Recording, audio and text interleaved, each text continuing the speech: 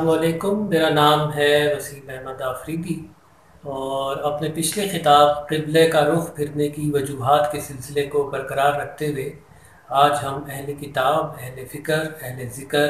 और अहले इल्म में फ़र्क करते हुए इनकी पहचान करना जानेंगे। अहले किताब का तो बहुत साफ मतलब है और वो ये कि जो लोग अल्लाह ताला की नाजिल करदा किसी किताब की बुनियाद पर माशरा तरतीब देते हैं तो वो अहले किताब कहलाएंगे। अब बात करते हैं बाकी तीन तरह के असाब की।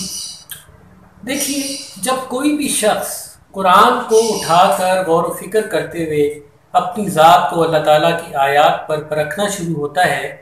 तो सबसे पहले वो अपना नाम अहले फ़िक्र में लिखवा लेता है और यूँ वक्त गुज़रने के साथ साथ जैसे जैसे इसकी शख्सियत में निखार पैदा होना शुरू होता है तो उसमें खुदशनासी आनी शुरू हो जाती है और इसकी शिद्दत के साथ फिर ये ख्वाहिश होती है कि अब इस निखरी हुई शख्सियत के साथ और इस प्रोसेस को जारी रखते हुए अमली मुज़ाहरा भी किया जाए और यूँ वो अपनी गुजरती हुई ज़िंदगी में रहते हुए कुरान का हिस्सा भी रखना शुरू कर देता है। लिहाजा ऐसे मौके पर इसे कसरत से ज़रूरत पड़ती है कि किसी मखसूस तरह की सूरत हाल से निपटने के लिए बार बार इन्हीं मखसूस आयात का वो जिक्र करे जो इसे उस सूरत हाल से निपटने में मदद फराहम कर रही है और यूँ दूसरे स्टेप के तौर पर इसका नाम अहले ज़िक्र में भी रजिस्टर हो जाता है। अलबत्ता इस मुकाम पर एक मसला अक्सर दरपेश आता है और वो ये कि चूँकि किसी एक सूरत हाल से निपटने के लिए कुछ मखसूस तरह की आयात ही उसे रहनुमाई दे रही होती हैं, इसलिए बाकी का कुरान इसके जहन से महव होना शुरू हो जाता है और ये सूरत हाल अहले ज़िक्र के लिए बड़ी तकलीफ देह होती है क्योंकि वो ऐसा ज़ाहिर नहीं चाहता। लिहाजा ऐसे मौक़े से निपटने के लिए अल्लाह ताला ने अहले ज़िक्र को सूरह अल-बकरा की आयत नंबर 106 में इस तरह से रहनुमाई दी कि ना हम अपनी किसी आयत को मनसूख करते हैं ना भुला देते हैं, बल्कि इसकी जगह इससे बेहतर लाते हैं या कम अज़ कम इस जैसी ही। यानी वक्त हर वक्त बदल रहा है और दुनिया के हर इंसान के सामने अनवाउ इक़साम की सूरत हाल आती चली जा रही है। लिहाजा कभी कोई आयत इसे रहनुमाई देती है तो कभी मौका मुनासबत के हिसाब से दूसरी आयत उसे रहनुमाई दे रही होती है,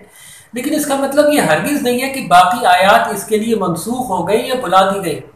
बल्कि इत्मीनान रखें क्योंकि इस तरह अगर इस प्रोसेस को जारी रखेंगे तो इससे बेहतर आयत आपको मिल जाएगी।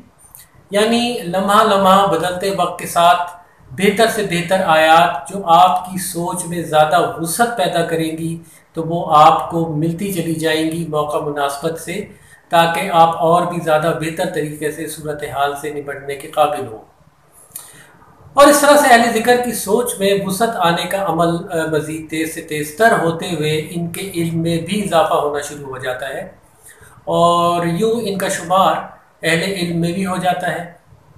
अब इस मुकाम पर अगर जहन में रहे कि ऐसा हरगिज़ नहीं है कि अहले इल्म के पास मुकम्मल इल्म आ जाता है, बल्कि इनका एक्सपोजर हर वक्त बढ़ रहा होता है। कुरान को अपने साथ लेकर चलने की मिसाल कुछ इस तरह से है कि जैसे दुनिया का हर कंप्यूटर एक मखसूस लैंग्वेज की बुनियाद पर चलता है तो मोमिनीन की सोच की बुनियादों में भी कुरान बैठ जाता है और यूँ वक्त के साथ साथ वो जो कुछ भी बोल रहे होते हैं या अमल कर रहे होते हैं तो उनके बैक ऑफ द माइंड में कुरान ही चल रहा होता है और यूँ वक्त गुजरने के साथ साथ मोमिन कुरान में माहिर से माहिर तर होता चला जाता है। बेशक अल्लाह ताला हर चीज़ पर कुदरत रखता है। हमारा आज का मौजू इख्तिताम पजीर हो रहा है क्योंकि बहुत ही मुख्तसर था और सबसे आखिर में मैं ये बताना चाहूँगा कि अहले फ़िक्र, अहले ज़िक्र और अहले इल्म कोई तीन मुख्तलिफ तरह के असाब नहीं है, बल्कि ये किसी एक ही शख्स की खुसूसियात हैं अगर वो कुरान को अपनी ज़िंदगी में शामिल करना चाहता है। अलबत्ता ये ज़रूर है कि बड़े से बड़ा कुरान का माहिर के सामने भी कई मरतबा इस तरह की सूरत हाल आ जाती है कि इसे फौरी तौर पर कोई मुनासिब आयत नज़र नहीं आती और यूँ इसके जहन में मुख्तलिफ तरह के सवालात उठने शुरू हो जाते हैं। लिहाजा इस बाबत हम अपने अगली खिताब में तफसील से जिक्र करेंगे कि सवाल करने का ढंग क्या है